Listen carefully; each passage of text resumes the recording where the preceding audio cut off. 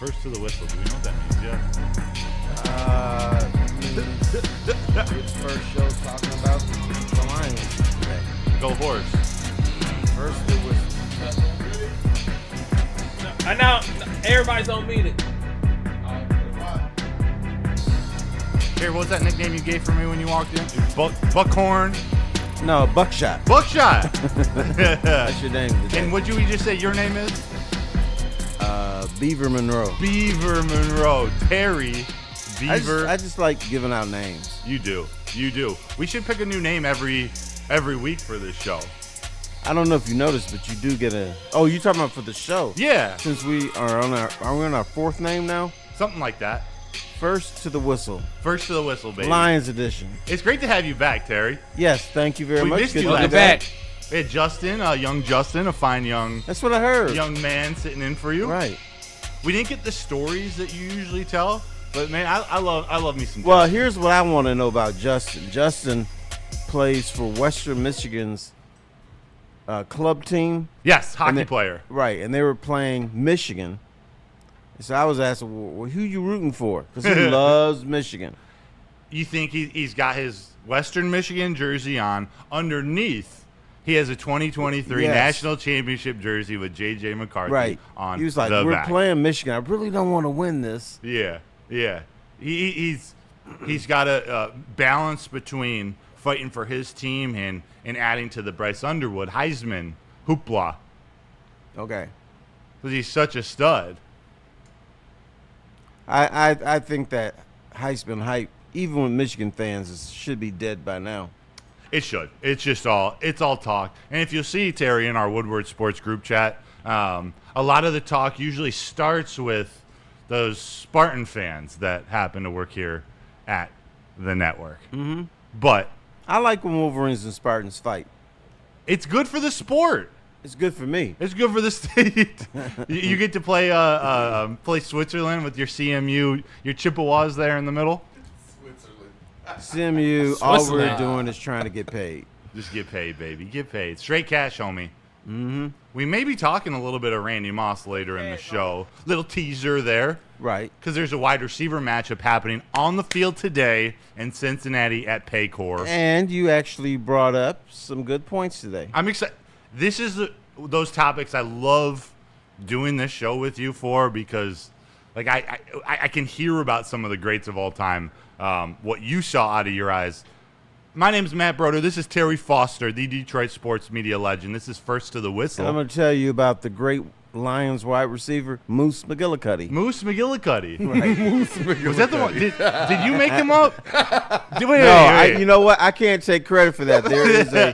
There is a breakfast place in Hawaii called Moose McGillicuddy's. What, serious? That's what it's called? That's what it's called. Was it different. featured on diners, drive-ins, and No, dives? it wasn't. Have Okay. you been there? Huh? Have you been there? Yes, I've been there like 4 times. I was gonna say if not, we got to make that right with the universe. Oh, we're just take a Woodward sports trip to Hawaii. Why not? I'm in, Hell Chad. yeah. Hey, make it happen. Chad. That'd be a wicked awesome That'd trip. be awesome. In fact, Let's see what you did there. I said something racist because of Moose McGillicuddy's. Wow. Tell me more.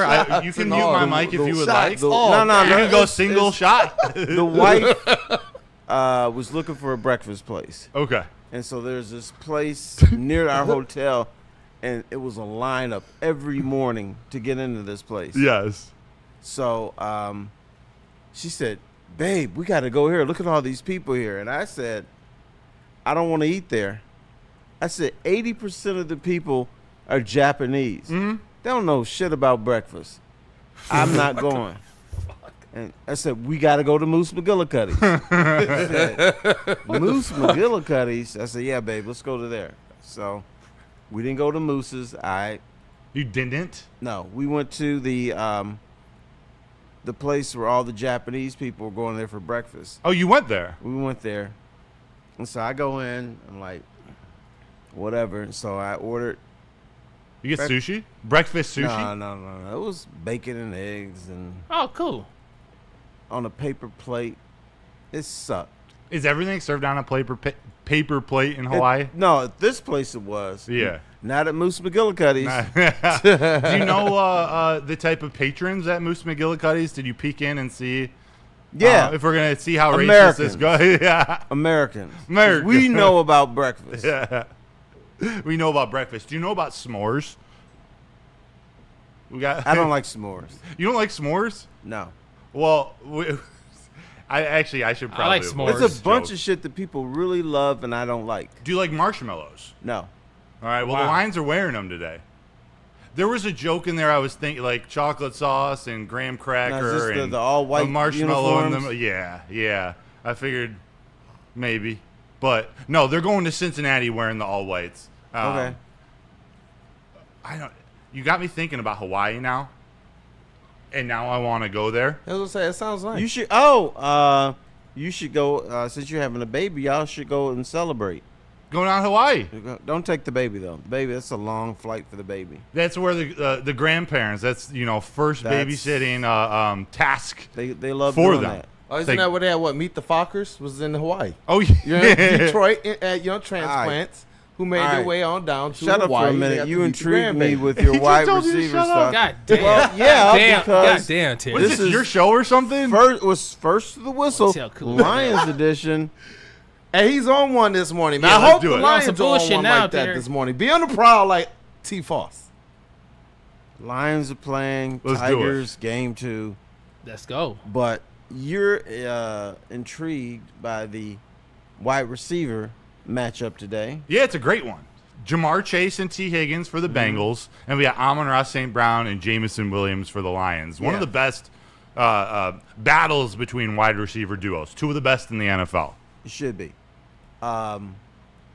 I still think that Jamar and Chase are a little bit better. Okay. I think J-Mo needs to up his game more for you to start talking about the greatest in the league now.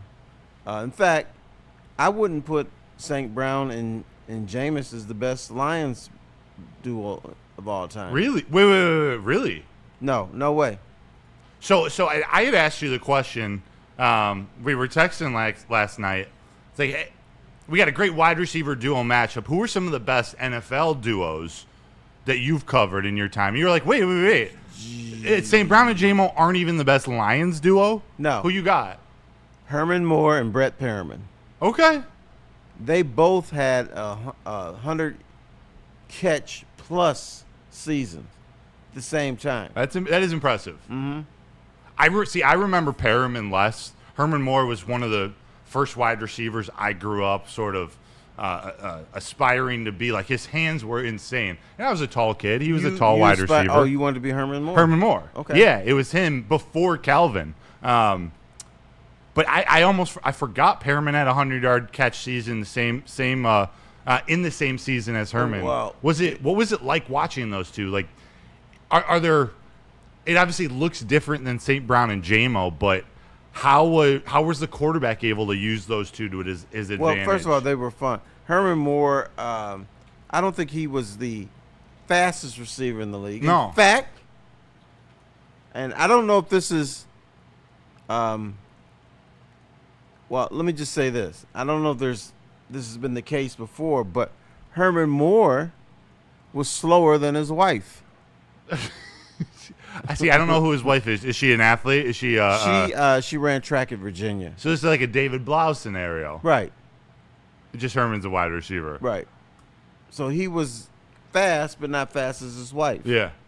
Brett Perriman was the speed guy, but he was in the slot sometimes. He would sometimes they wouldn't even have they wouldn't have receivers in the slot. Yeah. They both had them wide, and then whoever was open got it. And most of the time it was Herman. Yeah. But that one year, Herman Moore had 123 catches.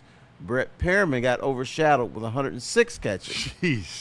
Jeez. And remember, everybody, those are 16-game seasons. Like, we're starting to see wide receiver catch numbers. Just the best Right. ones are in the 130s, and it's wild. But to have two, so it's at 230 receptions Right. between the two. And then you got a young man named Barry Sanders who you got to yeah. get the ball to.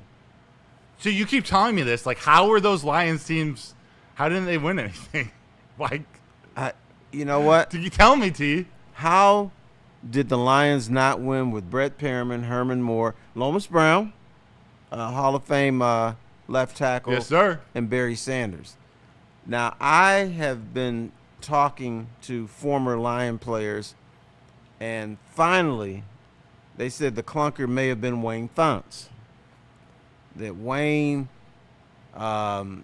maybe was a little too lax, and he practiced nepotism. Yeah. For instance, both of his brothers are defensive back coaches for the Detroit Lions. That sounds like a recipe for disaster. Right. And it was. Right. And then, what else? Oh, Wayne gave him popsicle breaks. And QT then- says, don't forget about Chris Spielman. yeah, Chris Spielman was on that team. Yeah.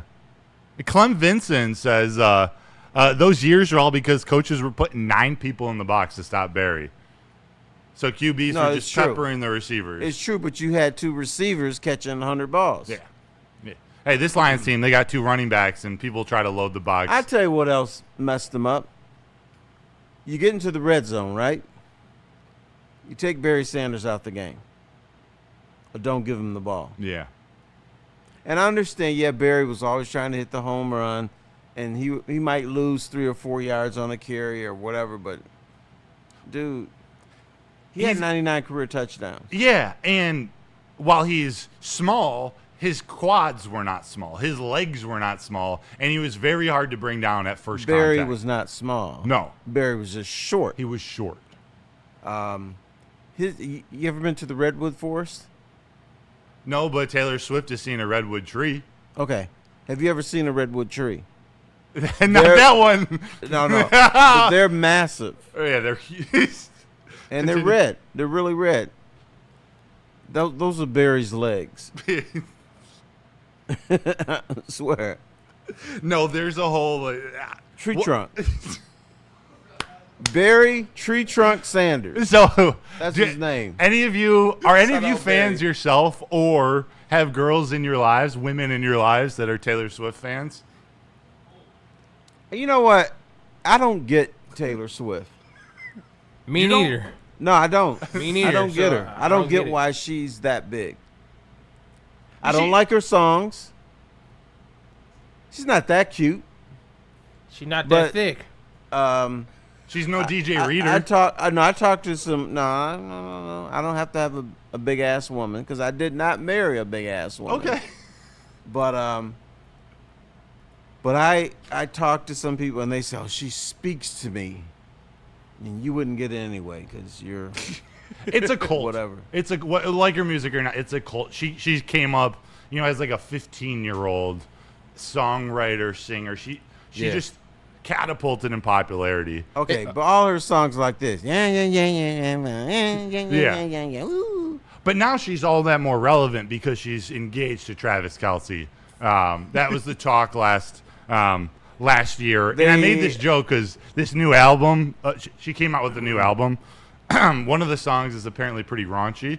And it's about Travis Kelce and certain body parts of his. You know what body no, part no, we're no, talking we wanna about. talk huh? about it. I don't wanna hear These that. days, it's not his hands because he can't seem to hang on to a ball. Right.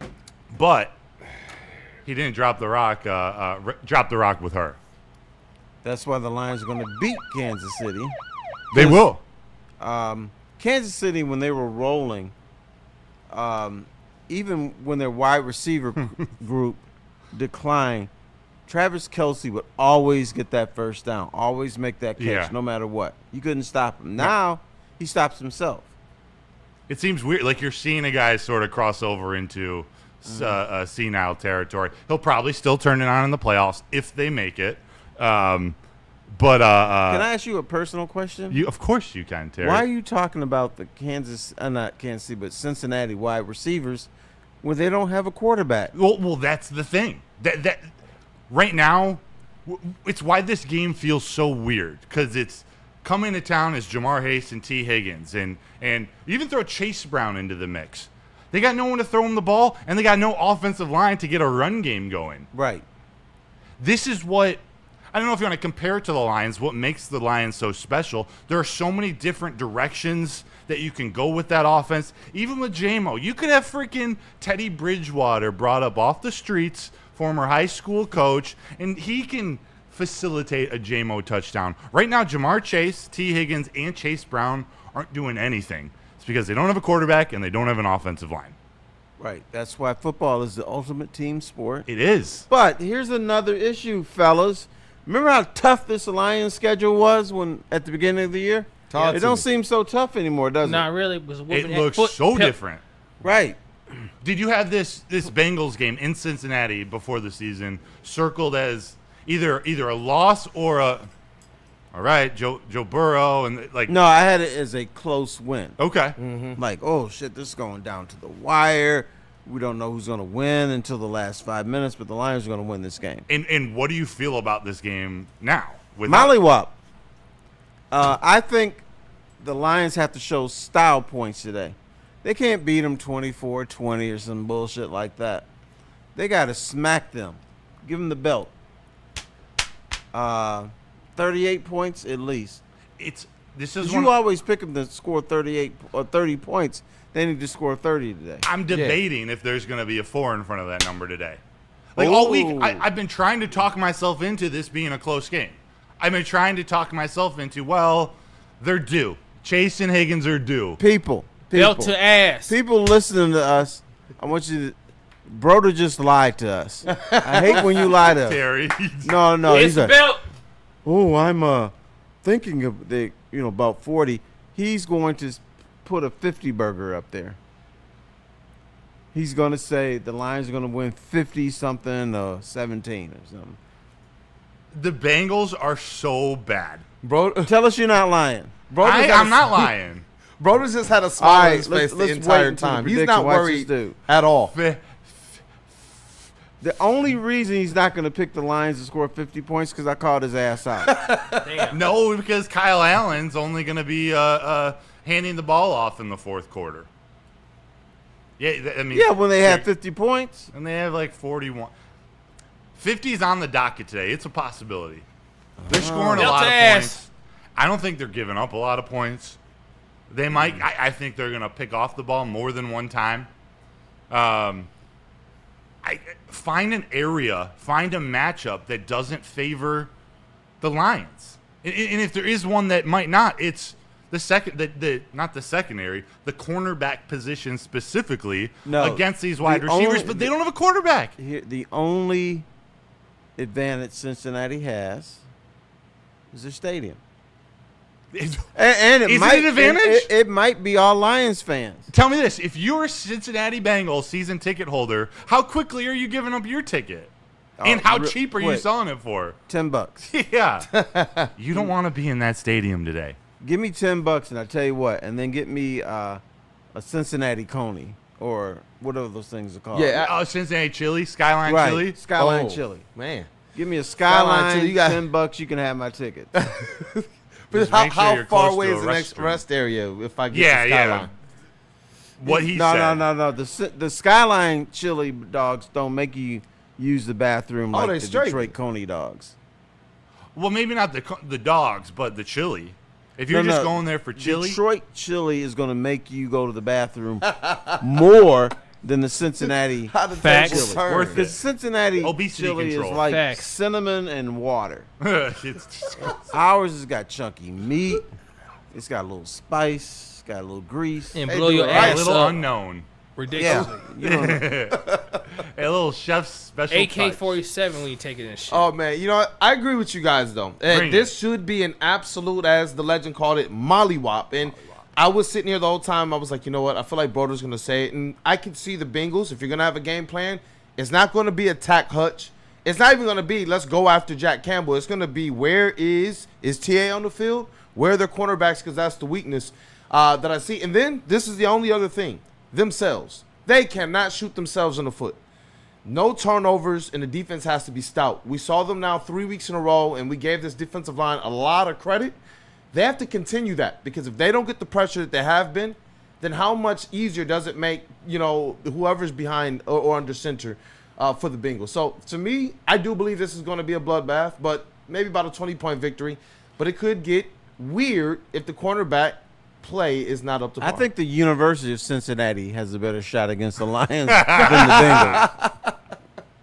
Seriously. no worries. For real. And Xavier. I don't even know if they have a football team. They have a football team, I Xavier? don't know if they do anymore. I don't know. NAL and COVID changed a lot. But Cooley brought up a point, like, maybe he's most worried about the Lions shooting themselves in the foot. But haven't we learned from Dan Campbell teams, from this Lions team, they don't do that anymore. Like they don't. When the Titans come to town last year and the Jaguars come to town and these teams that they should beat up on, they beat up on them and they step on their throats. We're talking 35, 40, 50-point wins. That's what they do. Why are we worried about it today? What was the last game? Of this year? Yeah. Cleveland, 35-10. I thought they came out of the Cleveland game with their heads up their asses after the first couple of drives, and they got it together. Yeah. So, they are capable of coming out being sluggish, but then at some point they're going, oh, wow. We're only kicking Cincinnati's ass by 14 points. What's going on here? Then they wake up. Yeah. I expect this to be like one of those, you're kind of playing with your little brother for like the first quarter or two just to entice him to play some more. And then all of a sudden it's like, I'm sorry, bro. 21-10. I got you beat. Sorry, I had to give you the 10-point head start too. So it's like I expect that type of match for the Detroit Lions today where we know it's in their control from start to finish. All right, guys. Here. Is this going to be an apple orchard game? Yeah. Let's go. Apple orchard game. Pretty much. Used to be back in the day, the Lions were so bad that you're like at halftime, you take the kids to the apple orchard and you may as well have some fun. Get you some elote So corn. now, is this going to be an apple orchard game where you're going to lose interest because you got to rev yourself back up for the Tiger game tonight? Yeah. Is this an apple orchard game? The only reason I say it's not is because you can never watch Michigan beat down Ohio too much. I'll take It's watch. Ohio State. No, just the state of Ohio. Oh, okay. Michigan has been BTAing. They've been putting that belt to ass against Ohio teams across all sports these last couple weeks. Oh, blue. And it's not going to be any different today. Although we already put the Guardians down, so they're playing Seattle. But this is a huge... Is Seattle in Ohio? No, they're Ohio? not. Okay, they're thought. not. But the Guardians were. The Browns were. The Bengals are. And it's a 425 game, so I've already gone to that. Is that going to translate to Michigan, Ohio State? Yeah. So Michigan's going to beat Ohio State. 100%. Okay. Yeah. I'm feeling the mojo there. Dude, their head coach dyes Ohio his beard. State University. Yeah. I remember I was in the shoe last year when Michigan beat the national championship Ohio State Buckeyes. Just still feels really good. But David Montgomery gets to go back to Ohio, go back to Cincinnati. Right. He grew up there. I don't know if you knew that. I didn't know that. He's never played the Bengals. He's never gone back to Cincinnati since he's became a pro, even since he was at Iowa State. But he gets to go back now, play in front of the home crowd, play in front of his sister, who I learned this week from an interview on the Up and Adams show with Kay Adams. His sister was in a car accident a year and a half ago, paralyzed from the neck down. Oh, David wow. Montgomery It's terrible. gets to go play in front of her for the first time. He's really excited. It's got to be a great moment for him and his family. He should be. I'd make him the feature back today. That's what the line. That's where I was going with this. Yeah. Once we got. I mean, I think Jahmyr Gibbs is the guy, but today you don't need Jahmyr Gibbs as much. I'd make David Montgomery say, "Hey, dude, it's you." It is a Montgomery game. How often have we seen whether it was How many Lion running backs have performed in front of paralyzed sisters? I'm gonna say probably none. Probably none. That's my guess. Over under one. I'm taking the under. Under 0.5. Over under 0.5. I'm taking the under. David Montgomery, he's a gamer.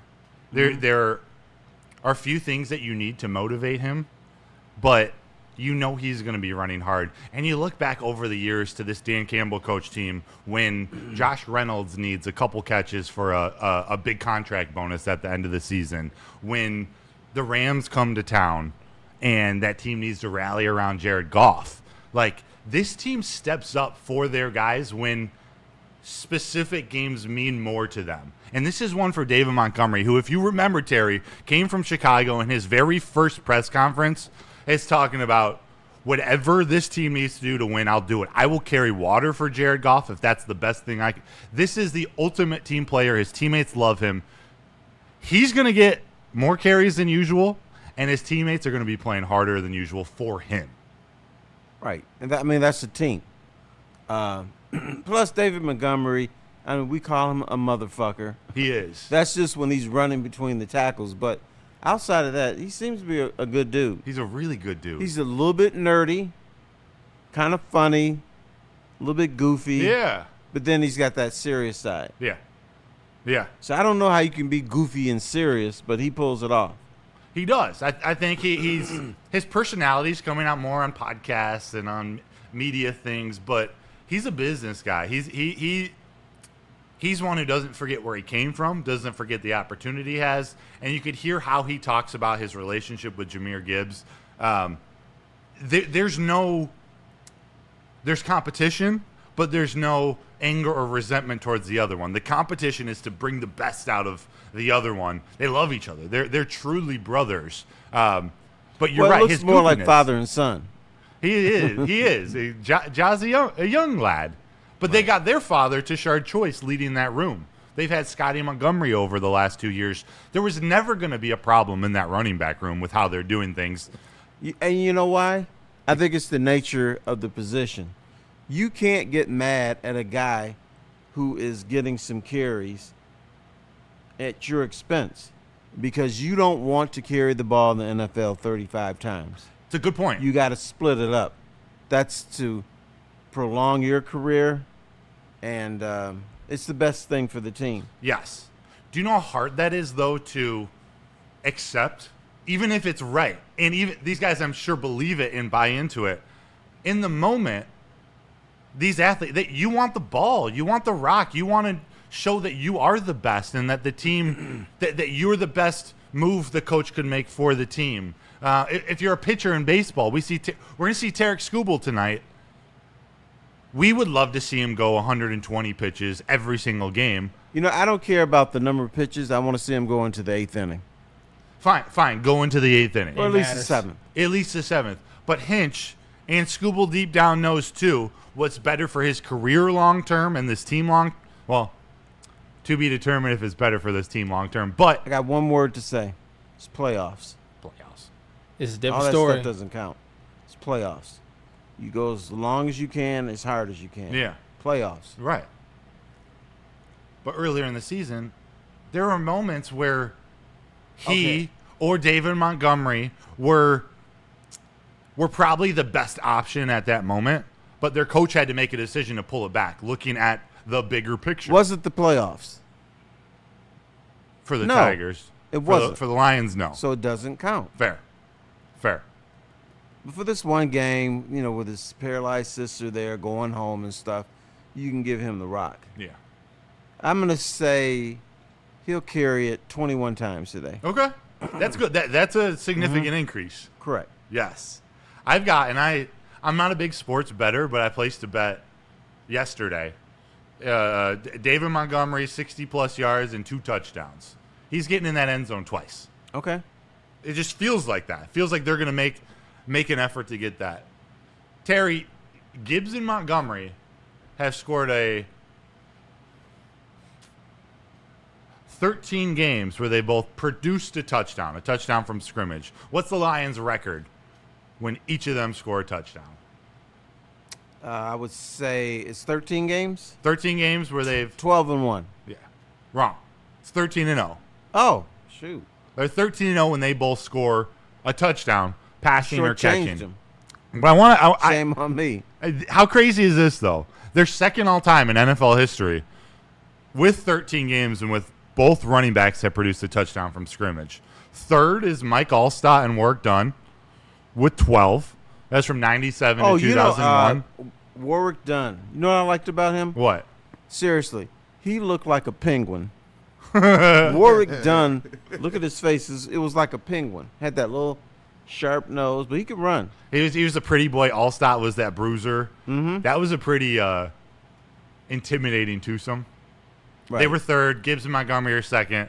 First place, Emmitt Smith and Daryl Johnson with 14 touchdowns. Okay.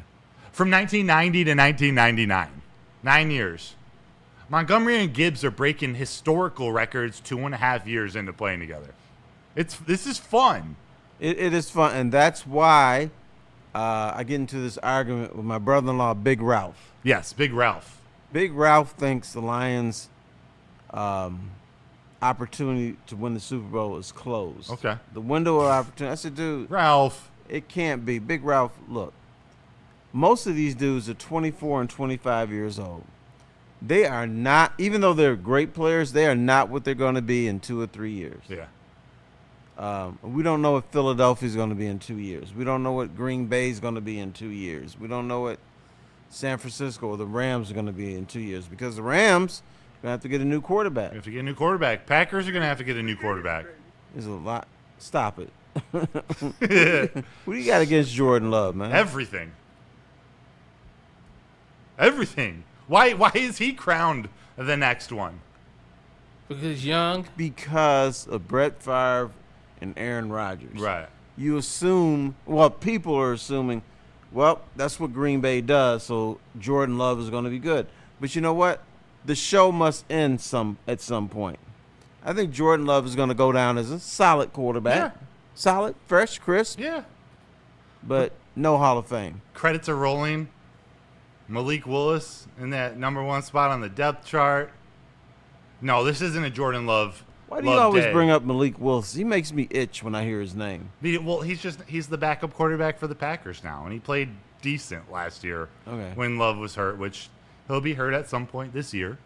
But it's just funny because, like, Derry, it's week 5, and you look at the standings, and what do you know? Lions are right there, first place in the NFC North. Right. Let me take one from Neil Rule. I was told Oh, God, that guy. the Packers were the best team in the NFL after 1 week. And I was told the Lions were dog water. I was told. And at that point, that was the case. You know what? That game with Green Bay was so devastating. It shook me. I'm like, the Lions not going to get out of this mess. It was ugly. The offensive line struggled, no pass rush. Is this going to be what it's going to be all season? And then, the coaches start talking about, well, we had communication issues. Was it just as simple as that? It might be. It's what it seems to be. They've given up 0 sacks since that Green Bay game. Right. 3 in a row without letting That's Jared crazy. Goff touch the ground.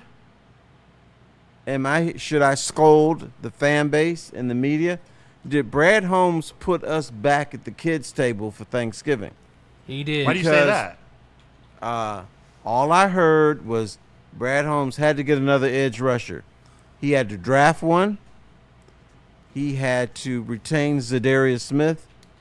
He had to try to sign one for $40 million from another team. How about the one we're going to see today lining up across from Penei Sewell and Taylor Decker? Trey Hendrickson. Trey Hendrickson, got to get him. And Brad Holmes told us, nah, we don't need to do that. You got Aiden Hutchinson. We're good. He said, Terry Foss, see that little table over there? Yeah, so sit there, the little plastic table. We good. Do you think that's what he did? Yeah.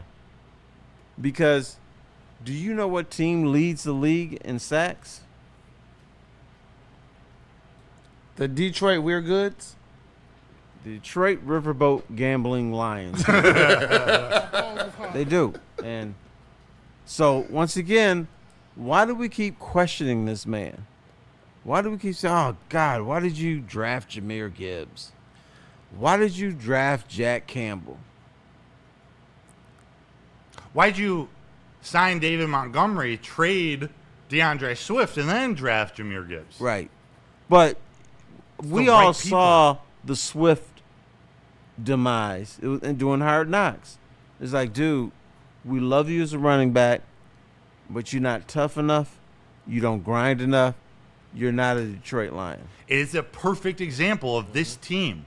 DeAndre Swift is as talented as any running back in the NFL and was at that time, but he wasn't what they needed. He wasn't. They needed toughness more than they needed speed and agility and the ability to hit the big play at that time and currently with this Lions team. So it wasn't that he was a bad player, but he didn't fit that mold of, all right, we need players who aren't going to let down when the Bengals come to town. We need players that when we lose a game, they're going to put it behind them and we're going to win the next one because Dan Campbell doesn't lose back-to-back games in the regular season. Over It's 2.5. the right I am mentality. going to nitpick you Pick nitpick. right now. Okay. Here we go. Swift wasn't the case that it wasn't a case where they didn't need him. It's a case they didn't want him. Right. It's pretty similar, but But I'm it is. nitpicky Terry today. Okay, you mean the language I used? I'm just being I'm bad. with you. I'm glad you nitpicked me. I don't even remember what All I right. said, but you're right. They didn't All want right. him. I'm glad you didn't get offensive because it's called fucking with you. Okay, good. Yeah, Right. Terry, we're boys. Right. And I see Weezy in the chat too, because he's on one. He's been one of the ones that was like, we don't need Za'Darius, trust Brad Holmes. And when we talk about Brad for the last 2 years, and we even joke about it, it's with this notion that we're still going to trust Brad, even if what he's doing is stuff that we don't necessarily agree with. But the one thing to always keep in mind is, though things are good right now, this is always has to be put in the prism of a Super Bowl. And that's the thing. When you look at what the other Super Bowl organizations are doing, they do things like beef up their edges. They do things like beef up the depth in the trenches. And we're hoping, we believe that Brad Holmes, we're just going to give that to him because of what the Lions have been the last 2 years. But ultimately, we're hoping that they have enough for a Super Bowl too. Not just Plus, the to thing win that 4 Brad games Holmes through the first has 5 to do weeks. now, he has to do this little funky river dance Yeah. on how he built a team, but now he has to try to sustain it. Yeah. And now that they're good, people want to get paid. You can't pay everybody, so you got to make a decision. Who stays, who goes. You have to continue to draft young guys to come through the pipeline. So it's tough right now. He's got to balance that salary cap. And I think he's so many steps ahead of most or all of us. He's a step ahead of all of us. He's a few steps in front of most of us. that's why he has the job and we don't. Yeah, he does. Real quick, Labartney, 199 super chat says, greetings from Dubai. Let's go Lions. I just checked. It's 4:40 p.m. in Dubai right now. Right. Shout out to you. I wish I could pronounce your name better. Labartney. Shout out to you from Dubai. Me and Abby might be going there. We need a scouting report, bro. To Dubai? Yeah, This year or next year? next year. I've always wanted to go to Dubai. Yeah, I heard, but you watch somebody driving down the road and they got a tiger in their car. It's really weird there. No, that's Mike Tyson. That's just out in L.A. No. It's not Las Mike Vegas. Tyson. It's regular dudes. Driving down the street with a tiger. With a Bengal? leopard. Yeah, with a Bengal and they're probably torturing it. Like where- they're going to get tortured today. They are. That's where Joe Burrow is. Brad Holmes steps ahead of us.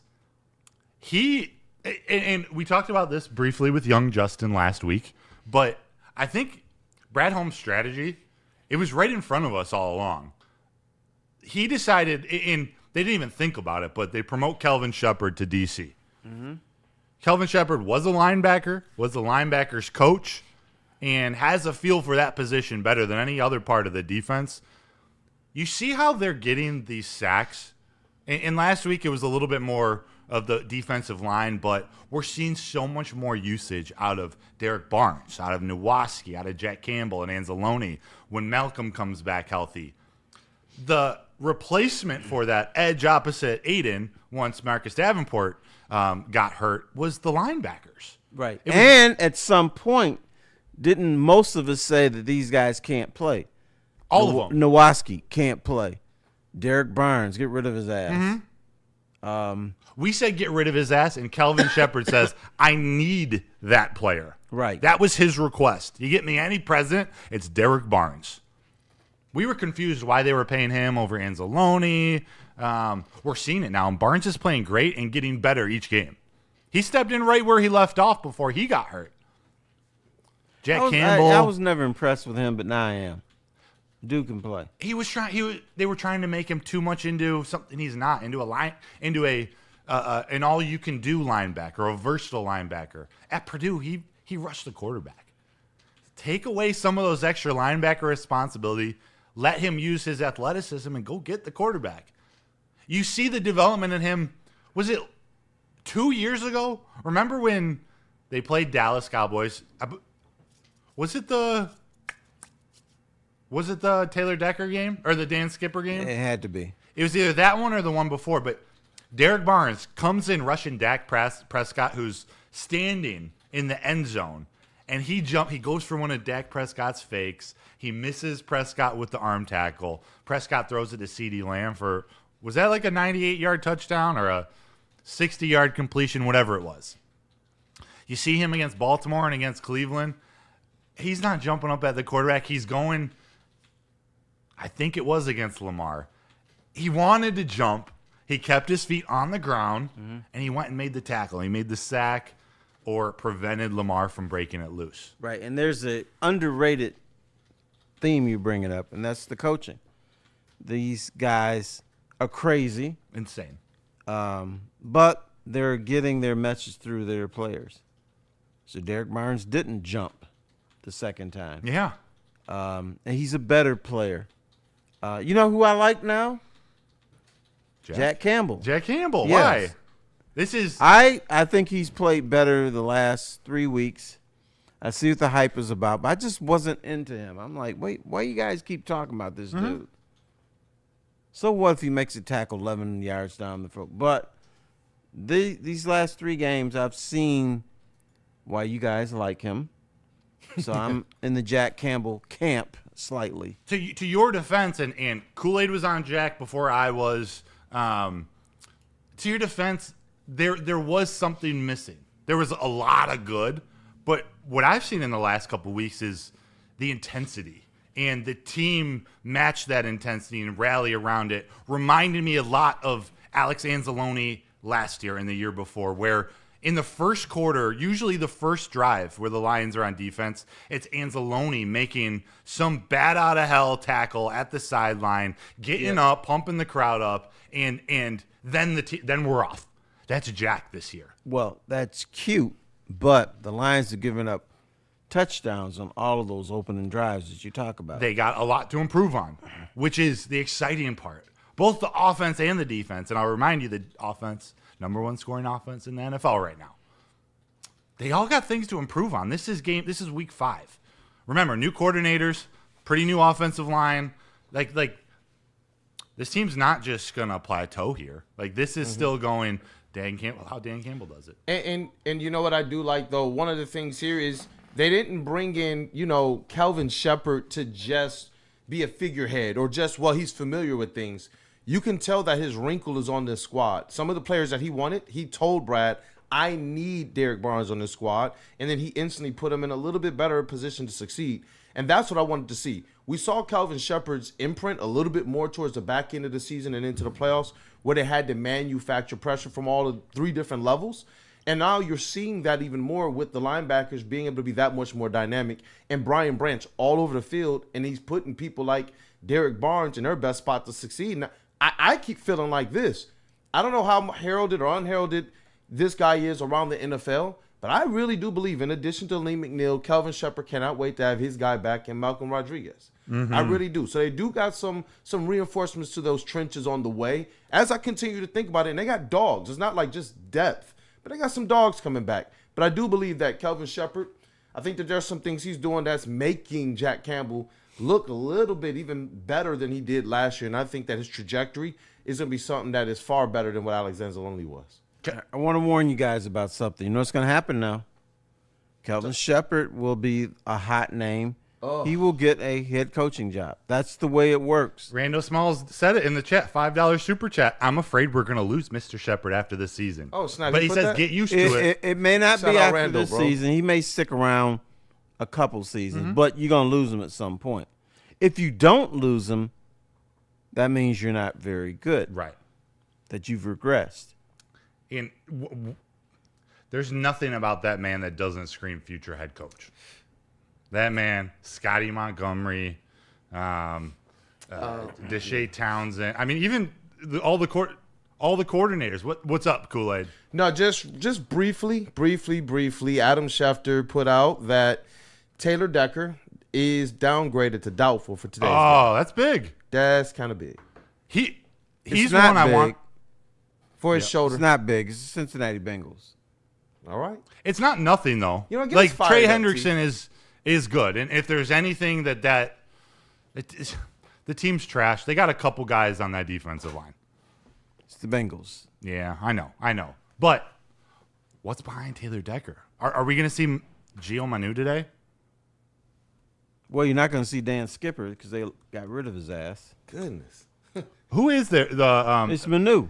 Is Manu number 2? Manu is number 2. I'm not gonna lie. The way things are shaping up, we would have went into the deadline thinking we need, the other side of the trenches, the defense. But you're just looking at the offense right now, wondering if Brad Holmes even has his eye on the offensive line as we get closer to trade deadline or the cornerback. Yeah, because you know what I'm intrigued to do? I'm intrigued to move Penei Sewell to left tackle, but it doesn't make sense because he's really got right tackle locked down. Mm-hmm. Or you could do this: have Jared Goff throw left-handed. Yeah, so the blind side. He probably could. Why not? I'm sure Jared could. I don't think I've ever seen T this comfortable with a line. Like he's just like, bro, they are mollywopping. Yeah. To the point that you can just go out there and do anything. I like this energy from you because it's getting me more and more fired up. Like, I know I'm going to give you another name. How about this? You ready for this one? What up? Bitch slap. Wait, front hand or backhand? Open hand or backhand? No, you got to do the backhand. and are you going up or are you going down? Oh! I know. Willie actually bitch slaps people, so he knows. Shows the bitch slap. Willie. Yeah. You going straight? See, all of us talk about it, bitch slapping somebody. He actually does it. All right, so give us whatever he says. Give us a tutorial. Okay, tutorial is this your wrist. You want to be stupid? Okay, cool. Use the back. Flick the wrist. Use the back of the hand. Don't hit the wrist. Back of the hand. The first three knuckles on top. Right lip. You got your mic on? Okay, I'm sorry. Time out. That might be better. That might be better with no volume. I can't believe that might be better with no volume. This dude is on crack, man. Oh, hell with that. Can you imagine watching that without audio? The way he smacked the room. Yeah. I would feel like audio. Hey, man, I'm not the audio. Slap somebody. He didn't have the mic on. First the mic wasn't fingers, on. then the wrist, and use the effect. It used the effect on it, man. It's gonna be a backhand. When people get smacked, my dad used to do that too. When somebody get out of line, bam, nigga, that's it. That's it. Bam. It's that back motion. You don't even know you got hit until like 5 minutes after you got hit. It's that quick. Bam. It shocks you. Yeah. They really hit me? Like Jim Schwartz. Right. Except he went front hand. Open hand. Sorry, not the audio out. And up. He's a little guy. It's okay. I'm just glad we got a tutorial on how to bitch slap somebody. You'll get another one. So that's what the Lions are going to do today. You get another one at 4:25, or what would that be, like 2:30 in Dubai time from our guy LeBartney. $4.99 super chat. Tell T-Foss I grew up reading him and I got him whenever he visits. You go to Dubai, our guys got you. Okay, we're gonna be there, me and Abby, in about at least the next 3 years. Yeah, call it. Yeah, because we got she wants to go to Europe. I'm not hyped up on Europe. No, I'm not ready to leave the country yet, unless it's Canada or. America's great. America's pretty messed up, but America's great. No, it is messed up, but I'm afraid they're not gonna let me back in. That's what I'm scared of. T-Boss looking at those stamps on the passport. I don't know about you. Mm-hmm. Old Lions fans at the border who remember what you used to say and write about these Lions teams. No, I used to be mean to the Lions. I admit that. And in fact, we were talking about Brett Perriman. Yeah. We almost got into a fight. Cool. You and Perriman? Yeah. Tell us about that fight. Yeah, By the way, the- shout out the Hammond backhand? Gallows Terry? for the $5 super chat. Didn't say anything, just supporting you, T-Fost. Thank you very much. Yeah. You saw Labartini? We just touched on that. He's got Terry when Terry and Abby go to Dubai. No, he also said, tell Foss I grew up reading him, and I got him whenever he visits. Right, whenever Oh, he but visits you said Dubai. that. Yeah. Got you. Yeah, listen to each other. We're a team here. Oh, I'm over here in this. All right. Hank, it's just communication issues. We'll get it worked out. We aren't going to give up a sack for the next 3 weeks, right, Detroit Kool-Aid? Hey, no sacks for the next 3 My weeks. dog, wake up Woodward, shout out. Hey, Sorry. woo, It's fool. Detroit Kool-Aid. Let's get it right. I like that. Tell me about this fight. You almost got in a fight. Yeah, what happened was Brett Perriman was bitching about not getting enough targets. Oh, weird. Sorry. Right. Even though he caught 106 passes. So he said, I need some more targets. So I wrote a column Oh, wait. supporting him. Let's get Brett the ball. Mm-hmm. He wants it. He says he's going to do something great with it. Although you have Herman Moore on the team catching 130 balls, 120 balls. You have Barry Sanders who needs the ball also. So, but my dumb ass, the man wants the ball. Give I'm him the supporting him. Give him the ball. I wrote a column. Basically said for 16 inches, get Brett Perriman the ball. He's going to do this. He's really good and blah, blah, blah, blah, blah. So I wrote the column. Next game is at Tampa. And it's a tight game. Oh, no. Brett Perriman had the ball. They gave him a pass. He's going up the field. They're marching down the field. He fumbles. Then after the game, and they lose. Mostly because he fumbled. So after the game, there's the Lions go into the tunnel, and above the tunnel is where Lion fans could voice their displeasure. Oh, boy. And some Lion fans were throwing fruit and vegetables at the players as they walked off the field. No way. And I wrote, disgruntled Lion fans upset about the 23-20 loss of the Lions threw fruit and vegetables at the Lion players as they walked off the field. And I said, most of those vegetables should have been aimed at Brett Perriman Yeah. for fumbling. Or no, I said something about for grumbling about wanting the ball and then fumbling, and so Brett didn't appreciate No, that. so how did the fight transpire? Like, Well, we didn't fight a little verbal. because before that we liked each other. Yeah. Brett was the dude I talked to every day. I thought he Okay. was cool. So he said he didn't appreciate that column. I said, I don't care. Yeah. I said, you fumbled. I didn't.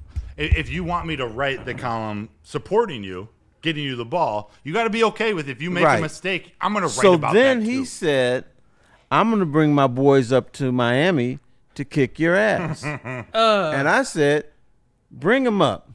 Bring those Miami bitches up here. Yeah.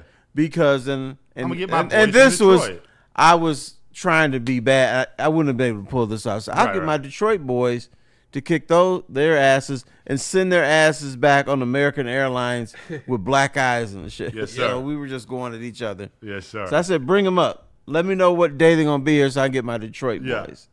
Pick So it I up. trust Detroit more than I do Miami. Of course. And if We you put don't know, foot in like, I don't know ass. how involved he was. If you don't know, the stereotypes are there.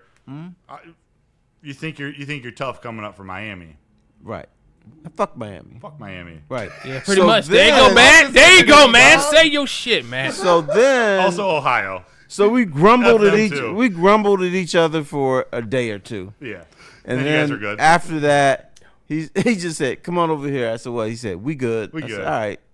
Ironically, Dan Campbell and Brad Holmes said that too in 2025. We good. Mm-hmm. What was the worst thing you ever wrote about? Or not worst, harshest, most direct, or something that got a player I was riled about to up ask like him that, Perriman? Matt. What was the pinnacle of that? I was about to ask him, man. All right, like they got me thinking. I always want to ask you that, Terry, for all those years. And while you think, for those watching, Terry Foster been covering Detroit sports and sports in general for decades, a legend here in Detroit.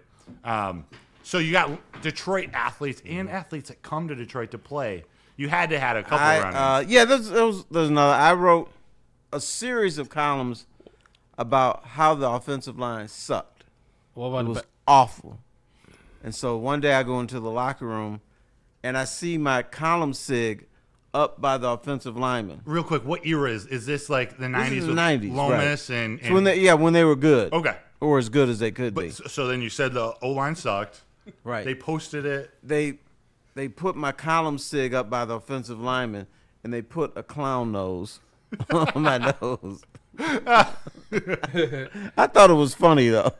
And then, first thing, Lomas Brown, IET, I didn't do that. I know you didn't, but I said, I actually think that shit is funny. Yeah. And you're still, close with Lomas now. You got Right. So that was one. And then another one, I was ripping on the secondary. And this was, I think this was it was just before the Sterling Sharp. There's no one within 100 miles of me in the playoff game thing. So I just took it upon the secondary and just to rip them. They were the target. And so it's a practice, and then somebody grabs me by the shoulder and shoves me into a room, a dark room. Said, I want to show you something. And he said, "Oh shit!" They had the thing frozen. It was a frozen thing. Like film? It's a film frozen. He said, I want you to count how many yards we are off the line of scrimmage. I went 1, 2, 3, 4, 5, 6, 7, 8, 9, 10, 11, 12, 13 yards off the line of scrimmage. That's what the D-backs were playing. And then I didn't know who was talking to me because it was dark. I said, what the fuck are we supposed to do? And then that was it, and they released me. So basically they were saying, the coaches we're messed up. We're doing everything we can here. No, we're doing what we're told. Yeah. And we're not being put into a position to succeed. Wow. Yeah, and basically they were saying, the good dude can just step off the line of scrimmage, catch the ball, run. He's got 7 yards. Dude, so they weren't even mad at you. This guy just put you in this dark room. He just wanted to let me know, hey, boom. He's like, hey, you're right, actually. You're right. But not for the right reasons. Right. Like, you're an accurate writer. Right. I got a head coach for a JUCO got mad at me over a tweet I said a couple years back. A coach of yours? No, yeah. You shouldn't tweet. Yeah. I covered. Just mime. Oh yeah. Just say it without saying it, like Shador. Yeah. But I ain't like most folks. I'm gonna say both. No, you're not, Willie. I tweet, with entertainment, and we call and say, "Oh, you got a problem?" Okay, I'll see you in person. What's up? That's either way. Bro, how about this? Steve Wilds, $10 super chat, says this is to help cover T. Foster's psychologist bill from getting bitch slapped by Perriman. So you got $10 to spend. Unfortunately, Perriman had a really bad stroke. I don't think he's doing really well. Oh, really? No. Yeah. Do you hear too? Former defensive line coach Terrell Williams went to be the DC at New England. He was diagnosed with cancer a month or two ago, so he's taken some time away from the team. Wow. And if I'm not mistaken, this was his first defensive coordinator position. And I loved him while he was here. Like, I don't think anyone would say a bad word about that coach. We have a year with him. Mm-hmm. It's tough to hear about Perriman, but those stories are great though. But my dealings with the Lions, I really liked the Lion players. I hated the Lions. Yeah. So that's a tough position to be in because I thought they were abusive to their fans. The organization? The organization, right. They were bad. They didn't care what you guys thought. And then if fans screamed for something to happen, they would do the exact opposite. Like when the fans were like, we got to get rid of Matt Millen. This guy is a disaster. Extension. You got an extension. Right. I never understood. Abuse. I It could was tell. abusive. I know that's how you feel because I know how you defend Matthew Stafford, and it's not about the player or the players. It's about the organization he had behind him. The position he was in. Yeah. It was worse. It had to be worse in the 90s. In the 90s, they have actually won a playoff game. They actually went to the playoffs and lost some close games. But when Stafford is under Quinn Trisha, Stafford is under Matt Millen, what are you going to do? I'm going to throw it to Calvin. You can only do that so many times. How many times is too many? I saw clips Calvin against the Bengals, one of the best touchdown catches ever, where there are like 5 guys draped all over him. Right. And he still comes down. Correct. But is Calvin Johnson going to score 5 touchdowns in the game? Probably not. No. That's what he had to do. True. And then at some point, even Calvin got sick of this. And that's why he quit. Right. So I'm out of here. Yeah, he retired. He left. He didn't choose to go to a different team. He wanted to, but the Lions wouldn't let him. They let good old Staffy. Yeah. Well, Well, his boy in Cabo. Sean McVay. The whole Jared Goff backdoor trade. But why did they let him do that? It was the new Lions. The old Lions were so vindictive. It's like, Barry, you're retiring. We know you're the all-time greatest running back in Lions history. Fuck you. We're not going to let you go anywhere. We're not playing you. Damn. That's Calvin terrible. Johnson. You can make an argument. Greatest wide receiver of all time. At least top 5. I know you want to play somewhere else because he wanted to play somewhere else. But the Lions wouldn't release him. And basically they said to Calvin Johnson, fuck you. It's Terrible. So if you can say fuck you to Barry Sanders and Calvin Johnson, there's something wrong with you. And essentially that's what Agreed. they did. That's why that was way worse than Stafford. Correct. At least they knew, like, But- we're going to get something back for this guy because he's But- talented. Stop. It was the new Lions. You know what the old Lions would have said to Stafford? Fuck you. You ain't going anywhere. You Damn. play for us or you retire. So if it was the old Lions, Matthew Stafford wouldn't be playing. If it was the old Lions, the Lions wouldn't be this good. If it was the old Lions, the Rams don't win a Super Bowl. Fair. So, but this is new people, and it's like Brad Holmes and Dan Campbell's like, okay, he doesn't want to play here.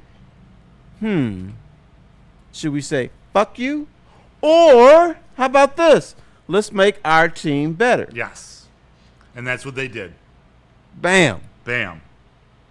It's funny how it all comes full circle. And but I don't love Stafford. I like Stafford. We go at it because I think Goff is the better lying quarterback already.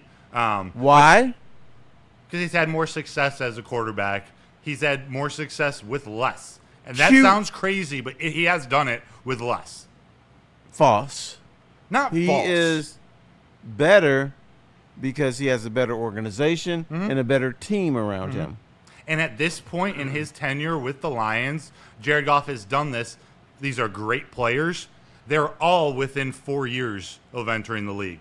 So he's led a team of young men. He's led a team of rookies and second and third year players to this point. Who are talented and fit this organization better. Right. Here's what Brad Holmes does. When he drafts a team. He drafts units. He tries to put together units. Blah, blah, blah. The old Lions are just, let's just pick a guy out of the hat. I'll take Roy Jermaine Williams. Crowell here. Bam. I like Jermaine Crowell. Why? I mean, he did nothing for the Lions, but But you liked him. because he had some good catches in that era where there was nothing to root for. I don't have a good reason. I just liked him. And Okay. Johnny Morton doing the worm and that one where he pretends that the ball's stuck to his hand and he's like got to get glue Do you out know of it. what Johnny Morton did post NFL career? I don't. We're talking wide receiver, Johnny. No. Mm-hmm. I don't. Something I would never do. MMA fighting. He did I forgot MMA. about that. Mhm. He And did. got his ass kicked. whooped. Yeah, I would Strike never, Force. never Sounds do like that. Strike Force. MMA, boxing, be a goalie in lacrosse. Put them all on the list. I'm gonna give you a little story. Please. Because you like MMA, don't you? Kickboxing too. That's You don't? no Do stop. you I'm like not much it? of a Anybody here wrestler. like MMA? Right here, you talk to the biggest fan right there. Okay. Our audience does. There are plenty. At the beautiful air-conditioned Cobo Arena, they had an MMA fight there, King of the Cage, first one. and there were certain things they didn't want the fighters to do. The police were outside gonna shut it down I remember that. I Why? was there. because they said it was too dangerous. There were certain they didn't like choke. You could choke people in MMA, can't you? Yeah. Yes, you can. They didn't like the chokehold. There's a bunch of stuff, and they don't like when you're down and you pounding somebody. Bam, Ground and like that. pound. I don't get that part. And I know Well, that's you're what just they're trying to win. That's what they're supposed to do, but there's something barbaric about knocking a guy out and continuing to punch him just until you hear a Funny, whistle. you mentioned Yeah. the key word. We should have balloons dropping down. They said it was too barbaric. Really? Yeah. It's a good word. Mm-hmm. Was barbaric. Johnny Morton got his ass kicked in MMA. Yeah. Not better receiver than he was MMA fighter. Right. A lot of football players. Plus, he was a really friendly dude. I never envisioned him fighting somebody.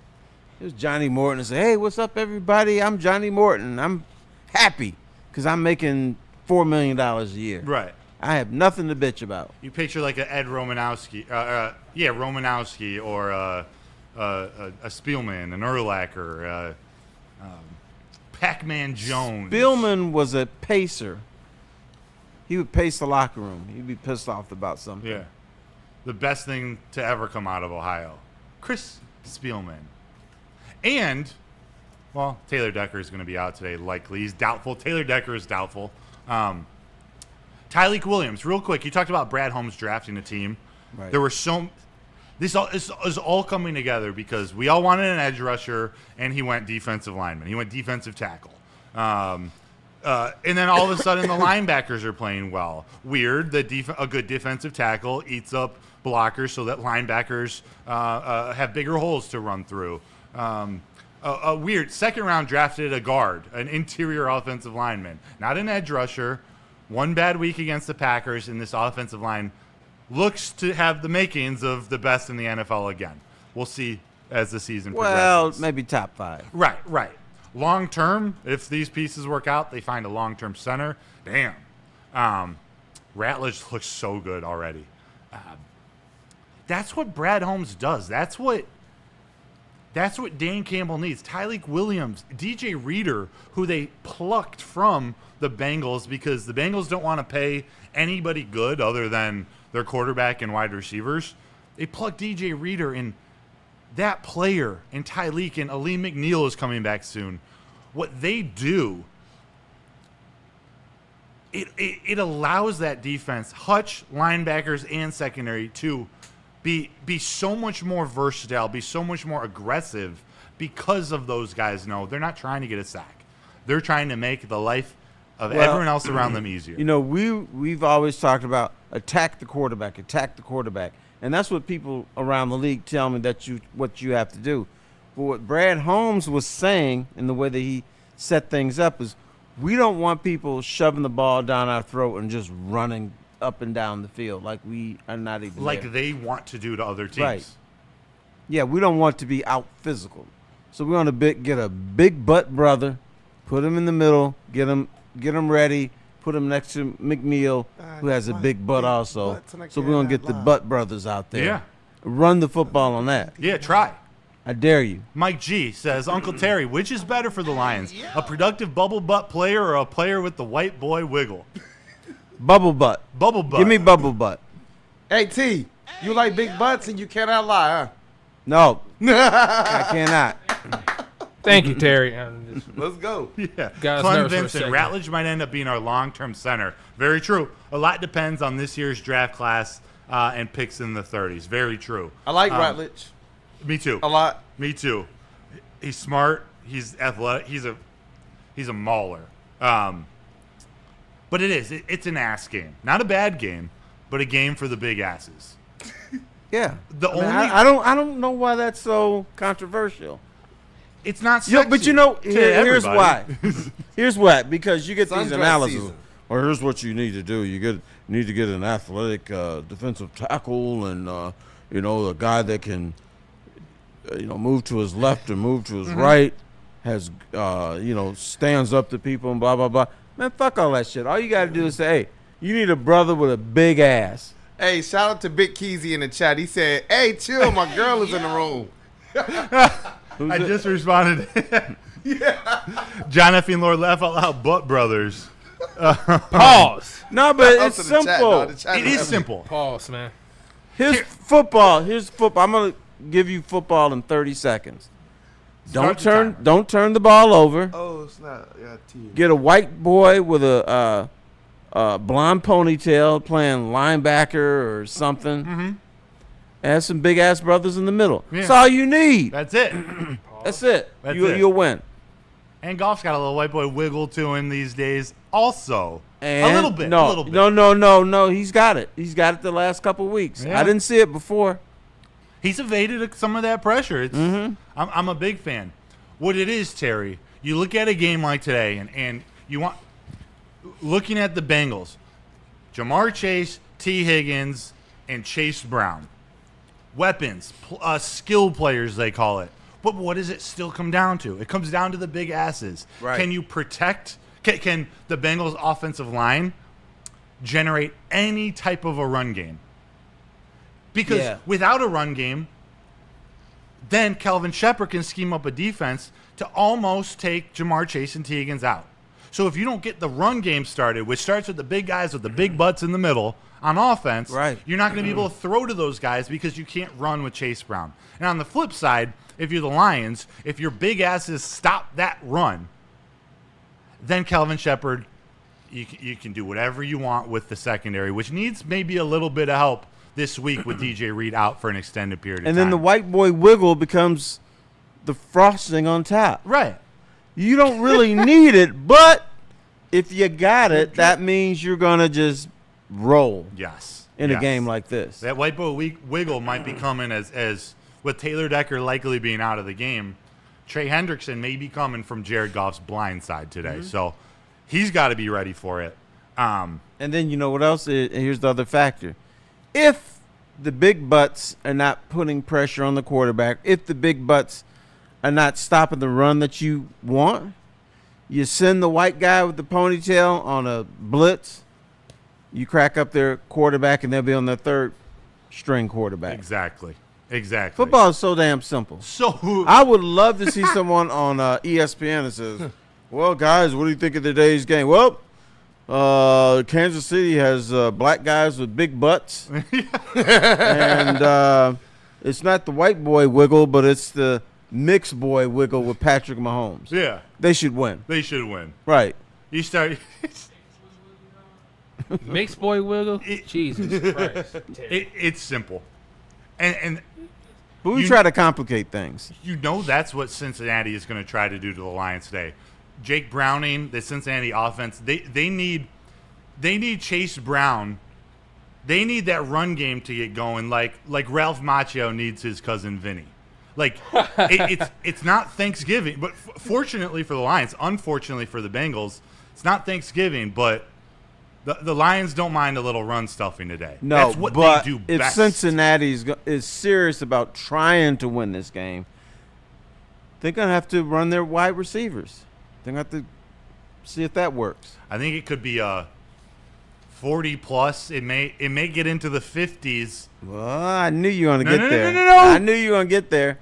Jake Browning pass attempts. I think he's going to be flinging it all over. He's got to. He's got it. Well, how about this? He's going to try to pass 50 times. When his ass gets sacked 10 times, he's going to pass the ball 40 times. Yeah. How about that? 40-10 would it equal 50? So Broder, look. 50 minus 10 equals 40. Yeah, collectively, their quarterbacks 550 attempts. Right. Okay, I got you. He's going to try to find Chase Brown. who hasn't been able to get going. Try to find him out of the backfield, passing the ball. Last time the Bengals played, 2021. And remember, Zach Taylor, I believe he started in 2019 with Cincinnati. He was the quarterback's coach for the Los Angeles Rams in 2018 with Goff on their Super Bowl run. Lost to Tom Brady in the 18-19 Super Bowl. Okay, that's cute. You know how Cincinnati could win this game? How? 8, and that's a high number. 8 pass interference penalties from Hansy. Hansy. Terrion. If it's 4, nah, it's not enough. They need 8. Where you? I'm going to ask you about Terrion real quick. The only point I'm trying to make, when the Bengals played last time and beat the Lions 34-11, both their running backs had big days catching the ball out of the backfield. Joe Mixon and Chris Evans combined for 8 catches, 188 yards, and a touchdown apiece. Mixon added 94 yards on the ground rushing. So they might try to get the ball into the flats, which, hey, the linebacker conversation we just had. But, all right, we got arguably the top, if not number 2, wide receiver duo for the Bengals out there. DJ Reed's hurt, and Hansy, Terrion Arnold. He's been a little questionable this He's been tentative, year. Arnold. Where are you on him? We've seen good halves. We've seen good plays. Well, yeah, I'm a little worried about him. You're worried? I'm a little worried about him. He talks so much shit that he does. He just talks a lot, though. Does he talk shit? And it's shit. Okay. Not shit like he's talking to the other team, but he talks so much shit about how good he is. Okay. So that's what I mean by that. But I thought he would have progressed a little bit more. I understand the cornerback is a very rough position. You just don't roll into this league and dominate from that position. But I mean, I see him making the same mistakes again that he's made years past. The funny thing is he made the mistakes early last year, then they disappeared, and now they're back again. So I don't get it. A little cause for concern that those are still happening. I'm a little bit more concerned. He keeps showing up on injury reports with like groin, I think ankle. Like he's playing, he's tough, but I don't know, those nagging injuries for a cornerback especially. My favorite corners are always injured. What? Corners are always injured. Because I love thinking about it like this. Their job is to cover some of the best athletes in the world while they're running backwards. Correct. Like you know what else they have to do? They have to tackle big 230-pound running backs, too. And you can't touch the wide receivers anymore. Correct. You can't hit the running backs below this and above this. Like, it's one of the hardest positions to play in sports. I'm not worried about him, but my radars, my antennas are going up. Of like, I expect a little more growth at this point, but I still think he's going to be great. There's a lot on him in Kelvin Shepard's defense. And this type of defense they're running, it puts them on an island a little bit more. So we're going to be watching him closely today. He's got to play well along with Amik Robertson and Rock Yassin. Khalil Dorsey's out. DJ Reed's out. Kirby Joseph has been banged up. You are entitled to disagree. I think Amik Robinson has been better than him this year. Yeah. Amik had some. I expected a little better out of him last week. He was fine. Mm-hmm. It's a position Still that needs better reps. than Terrion. What I like about both of them, and maybe there's a little more of this with Amik right now because of his seasoning. Like he's got that chip on his shoulder. He's got that type of toughness and is gratefulness a word? Like Amik has seen some things and he's been in the league and he's been cut. He's been up and down. Terrion has been up and down, but was it year 2? Smaller sample size. He's still learning, obviously. I think you always learn, and when you stop learning, that's when you regress as a player. Yes. So he's still soaking up stuff, but it just hasn't caught on this year. It's like, do you have to start from ground zero every year? No. You should take a little bit from your rookie year, move into your second year, and keep moving on up. Not starting all over. He seems to be starting. It's like he's a rookie again. That's a good point. And from everything we heard this offseason from well-respected people covering the team, watching practice, that he was locking down St. Brown. He was locking down J-Mo. He was taking that next step. It's practice, though. That's different. Facts. But you know what? The fact that Terrion hasn't picked up from last year and gotten better this point of the season tells me one thing. He's falling asleep at meetings. You think so? Yeah, I think he's got to be falling asleep because I'm sure they told him some stuff, and he's knocked out, which happens a lot. A lot of young guys are, when the coaches are telling you stuff, they sleep. Yeah. Maybe an underrated point to DJ Reed being out for an extended period of time, not having DJ Reed in that room with Terrion to help dissect previous games and prepare for future games. Yeah, we need an investigative report from the News of the Free Press. If you're listening, is Terrion Arnold falling asleep during team meetings? We need to find that out. Undercover. That's my suspicion. That's your suspicion. You talked about, and Terry, we're got to start wrapping up the show here. 7-8 minutes left. You talked about sometimes, I forget the wording you just used, but you think you know everything as you go along in this league. David Montgomery on Up and Adams show with Kay Adams was asked about Jared Goff as a leader of this team and specifically since becoming a father. Has that changed Jared Goff? And David Montgomery had a really interesting response to me where he talked about Goff and he's like, dude's a great leader. He was a great leader before, but it got to a point where because Jared Goff knows everything in this league, there wasn't a lot of questions he was asking David Montgomery, or like since he's had the birth of his daughter, Romy, Jared Goff is asking David Montgomery and other players in that locker room tips on being a dad. Do you take the baby? When was the baby old enough to go on a plane? Like Jared Goff is now connecting with his teammates on an even more personal level. No, it is. That's a good and thing. You know what else I picked up from that? Montgomery said that Jared Goff hangs out with the brothers. Yeah. Yes, indeed. That's an all-time quote. Right. All-time description from someone also from the Caucasian variety. To hear that said about you, that's if you could put that comment on a plaque, that goes in the man cave.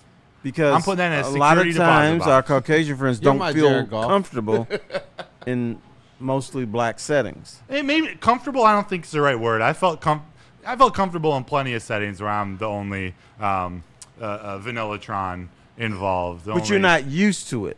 No, it's how he described Jared Goff as a part of his group.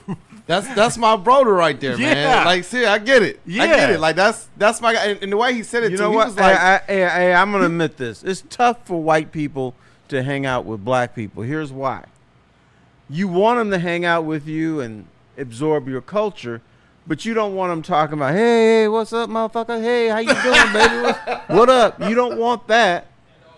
But you don't want them saying, hey, golly gee, guys, what's up? So it's a tough thing for Caucasians to hang out with black people. Yeah. It's all, you just got to be authentic.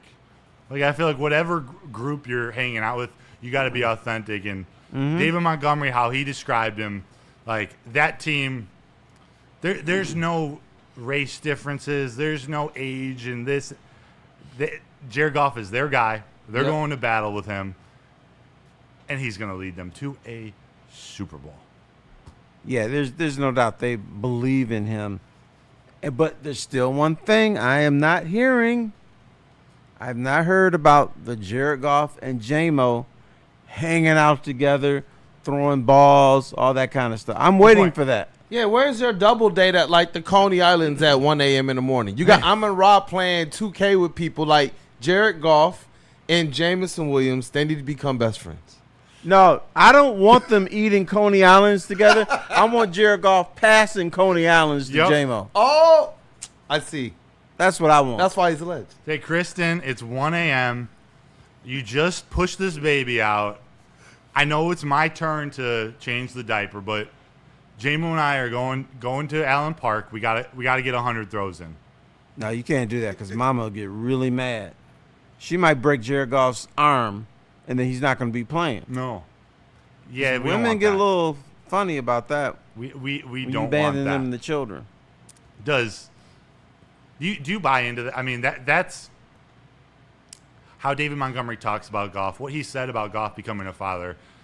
As a father yourself, like that's real, right? Like you now have a different way to connect with your brothers. These people who do have your.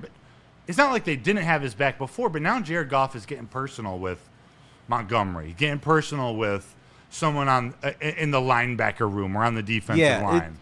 Yeah, you connect because of children. I just remember every dude I knew who had children, I was asking for advice. Because here's the thing. We go to the hospital, right? Mama has a baby. And then they say, okay, bye. Get the fuck out of here. This is yours. Yeah. And so then we're driving home, and I turned to Abs and said, they don't give us an owner's manual? No. What are we supposed to do with this? So you're always asking questions. Yeah. But then you're learning all the time. But as a man, like you don't. There are books, but there really is no book. Like There is a book. I'm going to get the name of it for you. That there was a daddy's book for what to do with the children, and it was really, really helpful for me.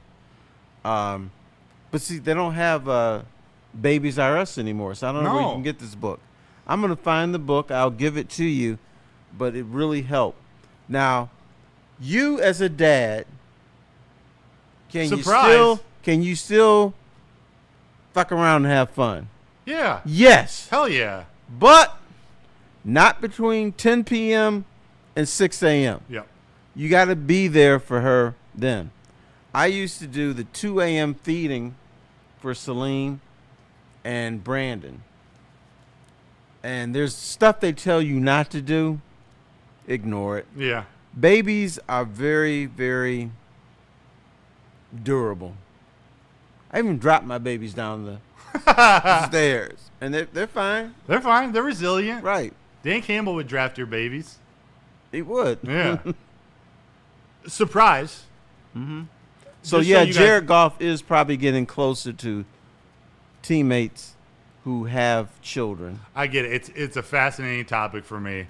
So I haven't formally told everybody, but we're gonna go with this surprise.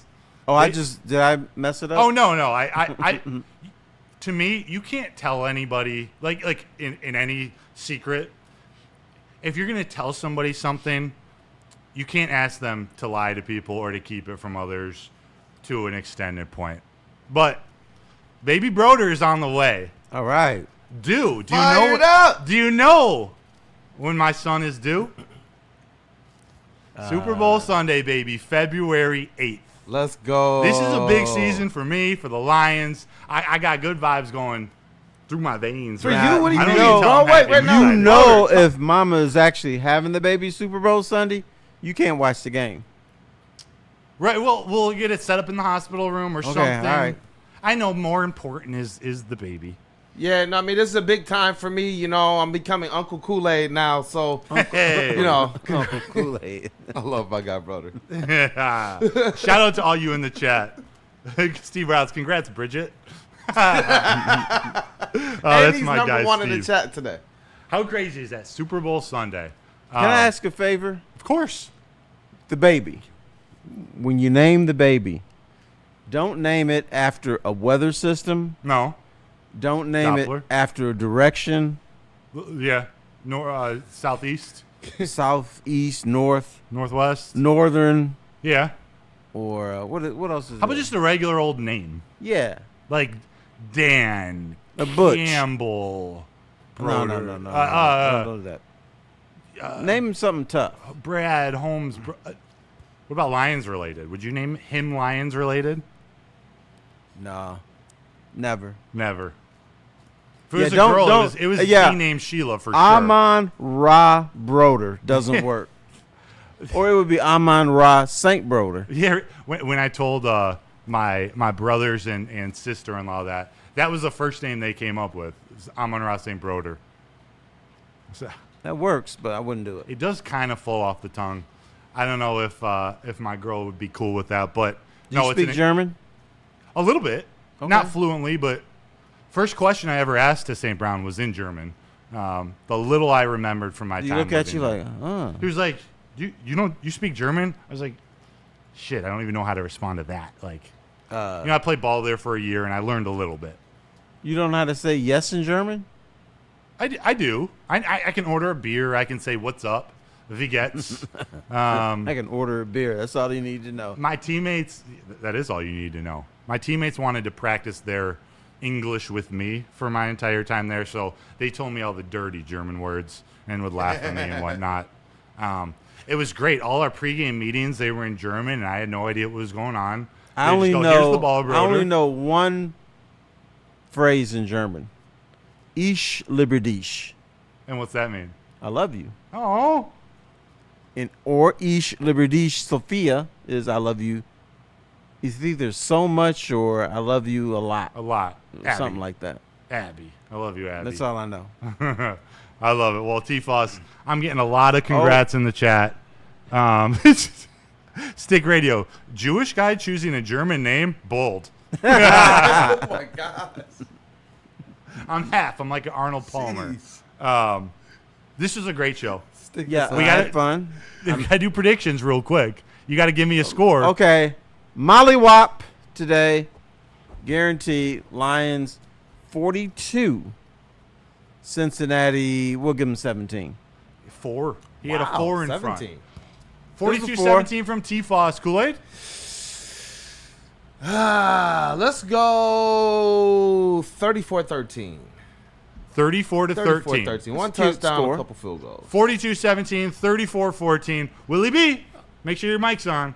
All right, make sure And give me mic's on. give me a 30, slap at the end. 30, Willie B's in a bad mood. He might 38-12. say 6'3 Lions. No, not this time. 38-15. 38-15. Yeah, Okay. Lions. Built to ass. You know, teams never score 15 points in a game. It's a tough one. You 2-point conversion, 5 field goals. See? Evan McPherson leads the Bengals team in scoring at 19 points. Okay. Most kickers do. Except for the Lions. St. Brown leads with 36 points. Jake Bates is second. Okay. Wonderful. St. Brown will have he'll have at least 6 more points today. But T-Foss, the Lions are winning 41 Oh, God. to 21. See, the only you know you wanted to put a 50 He know burger I'm on sitting that. here like, say it. You know he Say did. He just said, nah, T called me out. Said I'm going to put 50. Nah, I'm not going to do it. That's the only reason you didn't do He it. called me out and said, I'm going to go 1 point less than T. So he can have the highest prediction today. See, I should have kept my mouth shut because he would have said 51-17 or 51-14. This is how you break barriers and change narratives. You're now the Lions' offensive purveyor. You're the one For 1 week. for 1 week. It could get ugly today down at Paycor Stadium. I expect. You driving down there? I'm not. Okay. I don't like A lot Ohio. of people are. I only go to Ohio to watch Michigan beat Ohio State in the horseshoe. That's I like Ohio right. women. That's right. What? I like Ohio women. I know there's some crazy in them too. Yes, they are. Yeah, They always come back with guys with Ohio jewels. women are not special, man. Not really, but they easy to get. They easy to get. First hand experience, I'll tell you that. There's so much we need to learn about Willie. We're just scratching the surface. We need to have first to the whistle, Willie B edition. Yep. That would be awesome. Yeah. That'd be Bring in awesome. a whistle. I'll get you a whistle for next week. We'll incorporate something. You like Okay. a Willie B. ref's whistle. Oh, most definitely, Mm-hmm. definitely. Shout out to everyone in the chat. Labert says $1.99 super chat. Terry and Arnold shouldn't have a podcast at this time. Ooh. 1 sec. Time Oh, in Dubai. Oh, It's now almost 6 o'clock, 5:35 in Dubai.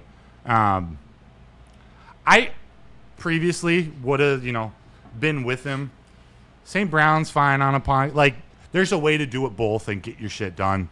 I think the podcast is unrelated, but T, We got to wait another week before we do this again. It's the one part of the show that I don't like. I got to wait a week. Yeah, but you got too much stuff in your mind, in your life. You can't be dealing with me every day. True. But I wish I didn't have to wait a week. Okay, well, we got to wait a week. But we will. All right. And we got to go because I'm having brunch with Honey Bun. Here in Birmingham? Yes. Good for you guys. I hope you have a wonderful morning. I hope so, too. 4:25 game for the Lions at the Bengals. Tigers are 8 o'clock. Game 2 against the Seattle Mariners. Let's go, Tigers. Let's go Tigers. Tigers. I hope you all set your go. fantasy lineups because there was a game that started at 9:30 a.m. I think the Browns played. Browns-Vikings. Sick. And Lions, Bengals, 425. Lions, Bengals, 4:25. Real quick, when is the pregame show? Does it start at 10 or is it later? Do we know? I'm hoping before we sign off, Stick or Easy or someone in the chat lets us know. But there will be a pregame show. Neil Rule, Sean Belegian, and crew. There will be a watch party. I thought Neil said it was still at 10 o'clock. It probably is. There'll probably be. His car's probably charging right now. He'll be here shortly. Oh, they do it here? I think so. They don't go to On away It's games. supposed to. Oh, yeah. I'm glad to know it's at 10. Yeah. Shout out to Kool-Aid who's TDing today. We'll see. We haven't seen anyone walk in yet. We're talking. We're hanging out. I could talk Lions all morning. But let's wrap it up here. All right. We got Have Kool-Aid, fun. Willie B. I'm Matt Broder. I'll let the legend sign us off. Terry Foster. And the Willie B. bitch slap. Did I do this right? There you go. There Damn. you go. That's what's going to happen today with the Lions and the Bengals. Well, Not a mollywop, but a bitch slap. Let's go. Well, Have fun today, execute. everybody. Have fun. We'll see ya. No smoking, please. Go Detroit. F Ohio. Let's go.